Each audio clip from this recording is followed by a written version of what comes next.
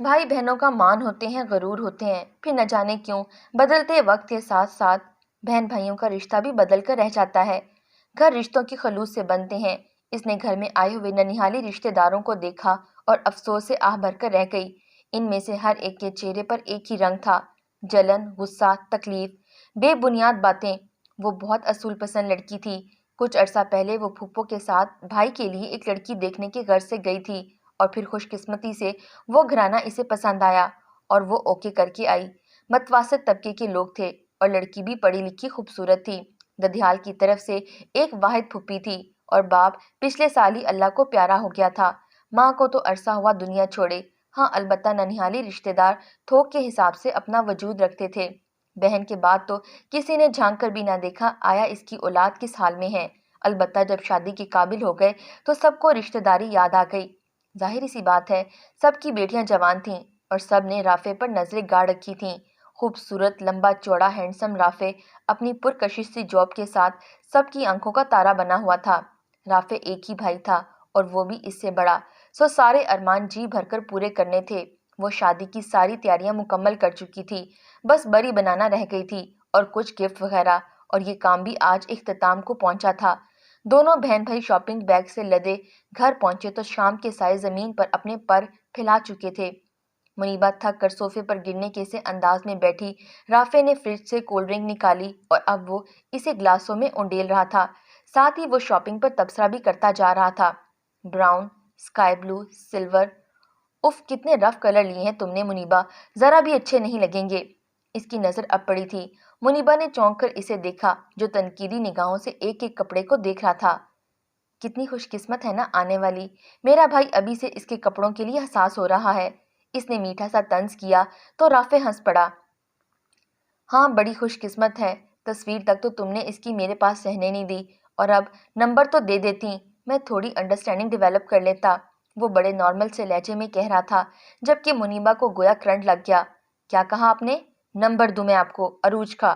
رافع نے آخری گھونٹ بھر کر گلاس سائڈ پر رکھ دیا اور سنجیدگی سے اسے دیکھنے لگا۔ اب وہ دور نہیں رہا منیبا جس میں لڑکیاں اپنے ہی شوہروں سے مہینوں مہینوں شرما کر ادموئی ہو جاتی تھیں، اب فاسٹ میڈیا کا دور ہے۔ وہ خفگی سے بولا۔ منیبا مارے حیرت کے گنگ ہو کر رہ گئی اور پھر جلدی جلدی سارا سامان سمیٹ کر کھڑے ہوتے ہوئے بولی، آپ انہیں میرے اصول سمجھ لیں اور میں اپنے اصولوں پر ہرگز سمجھوتا نہیں کر سکتی۔ یہ کہہ کر وہ اپنے کمرے کی طرف چل دی۔ شکر ہے اللہ کا کہ اللہ نے ایک ہی بہن دی ہے، وہ بے ساختہ اس کے کمرے کے بند دروازے کو دیکھتے ہوئے بولا۔ وہ کہنے کو تو بہن تھی لیکن اس کی پوری دادی اماں تھی۔ پھر آخر وہ دن بھی آ گیا جب اس کے راج دلارے بھیا بڑے ارمانوں سے دلہن کو بیاہ لائے۔ بھائی کو دیکھ کر منیبا بہت سرشار تھی۔ عروج کا رویہ شروع دن سے بہت اچھا تھا۔ کچھ عرصے ان کے ساتھ رہنے کے بعد وہ رافع کے ساتھ چلی گئی۔ کمپنی کی جانب سے رافع کو ایک آراستہ فلیٹ مل گیا جبکہ وہ یہیں پھپھو کے پاس رہ گئی۔ کچھ دن شور ہنگامے کے بعد اب زندگی واپس اپنے ڈگر پر آ گئی تھی۔ وہ بھی کتابی کیڑا تھی، پھر سے پڑھائی میں جد گئی۔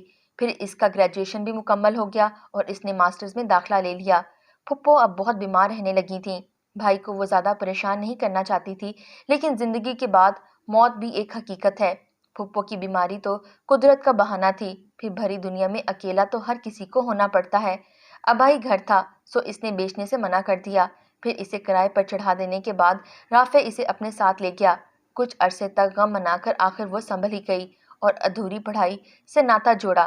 صبح کالج، دوپہر میں اکیڈمی، شام میں واپسی، اس کی مصروفیت کا کوئی ٹھکانہ ہی نہ تھا۔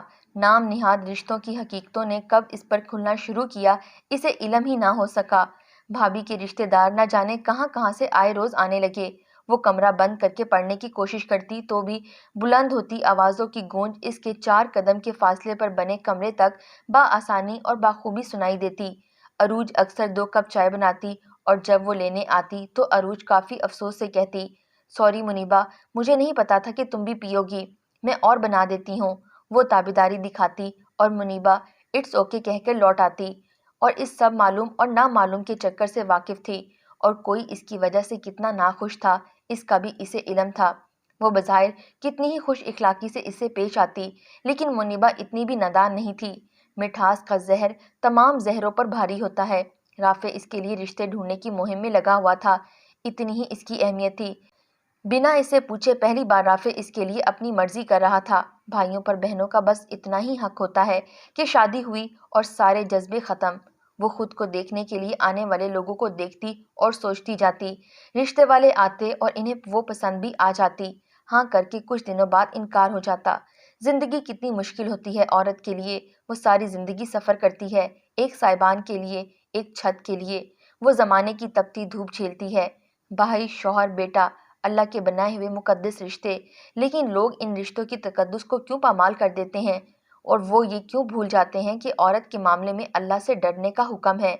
वो सलाम करती हुई एतमाद से इनके दरमियान आकर बैठ गई। मेहमान खातून इससे छोटे छोटे सवालात कर रही थी।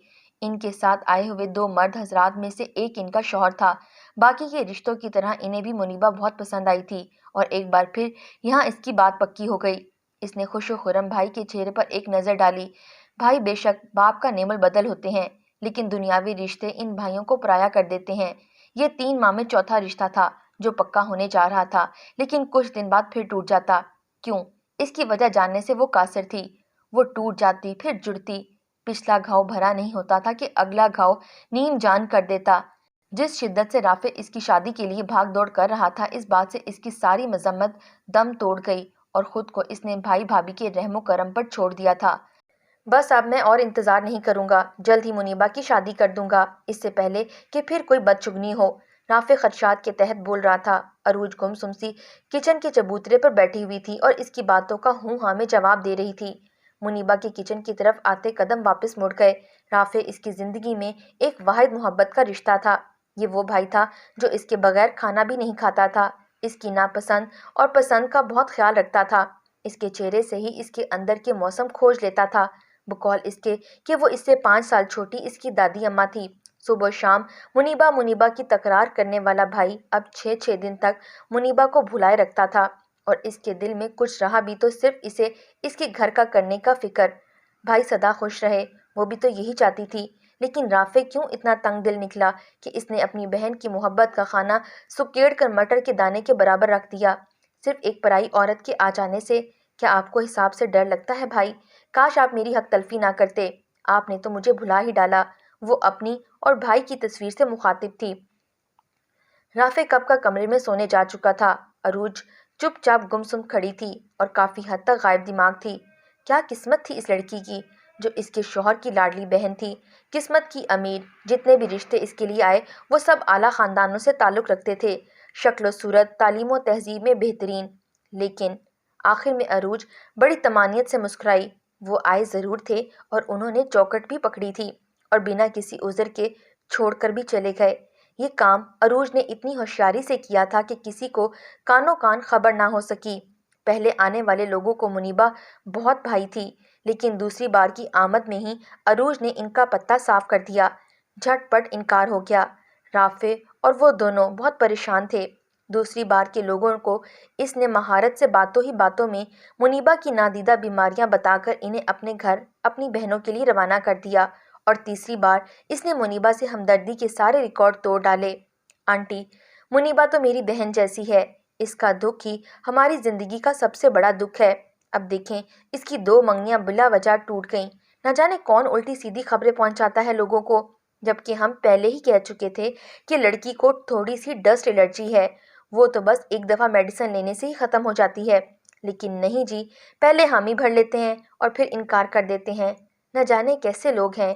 वो आंखों में मसनूई आंसू भरकर बोलती।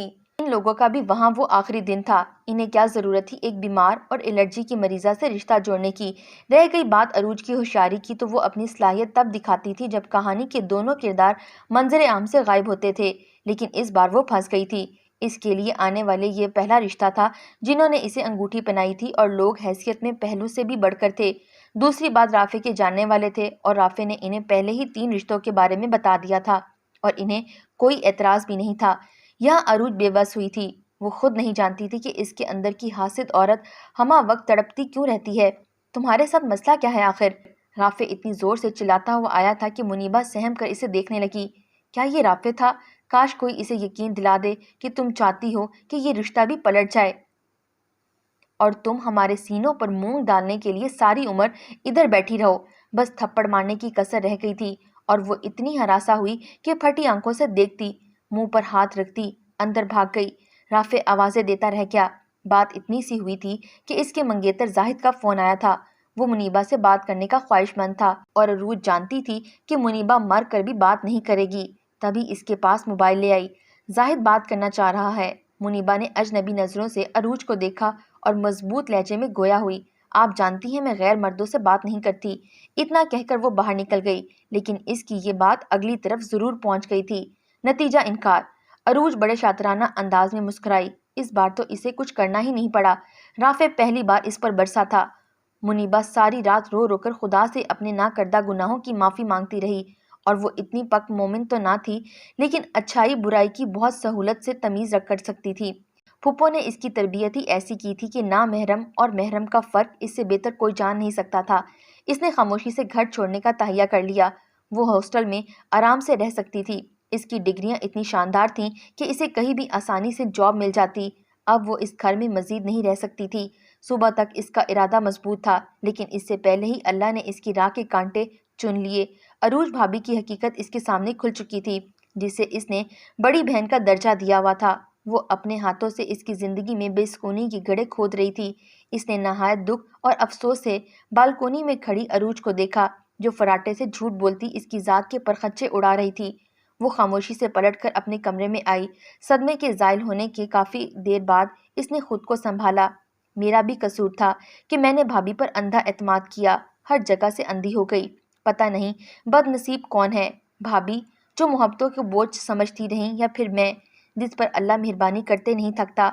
इसने बड़े जब्त से अपने आंसू पोंछे और मोबाइल निकालकर अपने मंगेतर का नंबर मिलाया। इसके हाथ कप कपा रहे थे। माफ कीजिएगा, आपको बुरा लगा। मुझे गैर मर्दों से बात करना मायूब लगता है। आप समझ रहे हैं ना? वो भीगी आवाज में बात कर रही थी।